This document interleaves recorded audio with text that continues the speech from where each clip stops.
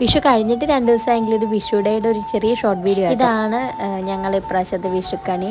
ഇപ്രാവശ്യം കുഞ്ഞാവയുടെ ആദ്യത്തെ വിഷു ആയതുകൊണ്ട് തന്നെ ഇച്ചിരി കളർഫുൾ ആയിട്ടൊക്കെ ചെയ്തേക്കുന്നത്. ഞാൻ കണിയൊരുക്കുന്ന വീഡിയോ ഒക്കെ ഒന്ന് എടുക്കണം, സെപ്പറേറ്റ് എടുക്കണമെന്ന് വിചാരിച്ചു. പക്ഷേ ആ സമയത്ത് നമുക്കൊന്നും കിട്ടി.